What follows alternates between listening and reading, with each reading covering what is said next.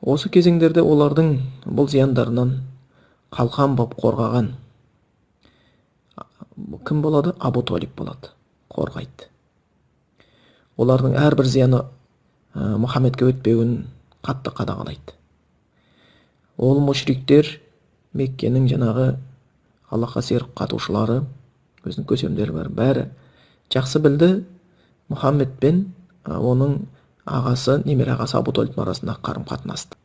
Бір күні келіп айтты Абу Талибке ол мүшриктер: "Ей сен Мұхаммедті тоқтат, жетер енді осы. Егер ол бір нәрсе талап етіп жатқан болса, дүние болса, байлық болса, берейік байлығын. Жоқ, билік па, берейік билігін. Жоқ, бір әйел керек пе үйленуге, табайық өте сұлу бір әйелді, бірақ тоқтатсын" деді. Абу Талиб бұл қауымның өте қатты ашулы екенін, олардың ар жағында аузынан шыққан нәрсесінен жүрегіндегі бүгіп отқан нәрселер одан да қатерлі екенін сезгеннен кейін Мұхаммедке, ағасының баласына саллаллаху алейхи уассалам айтады: бұл мына қауым өте бір бет алысы жақсы емес. Олар осындай ұсыныс жасап жатыр, мүмкін тоқтатарсың дейді. Пайғамбарымыз қатты уайымға түсіп, Абу Талибке жауап береді: "Я амми, я ағам, егер олар менің оң қолыма күнді, сол қолыма айды кеп орнатқан болса да, мен бұл Аллахтың дінін жеткізуге тиістімін" дейді.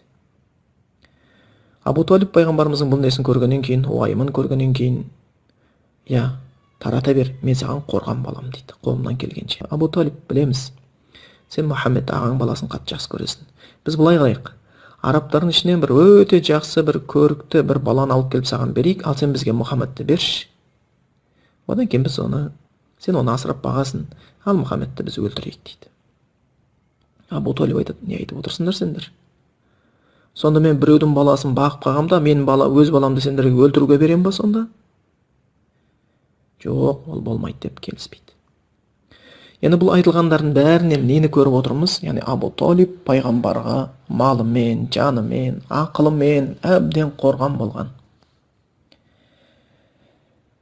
Кейіннен кейін осылай өмір өтеді. Абу Талибтің жасы ұлғаяды. Сөйтіп бір күні ауырып төсекте жатып қалады. Бұл қатты қартайып өлім сәтінің жақындаған кезеңдер еді. Сол кезде қасына достары болып жүрген, бірақ пайғамбар қарсы шығып жүрген Абу Жахил және соған ұқсаған адамдар келіп жиналады. Пайғамбар Мұхаммедті өзінің ағасының бұндай өлім халінде жатқанын көріп, ол да қатты уайымдап қасына келеді. Айтады: "Я амми, я аммаху, я ағам менің, я ағам менің, құл ла илаха иллаллах, ла илаха иллаллах" деген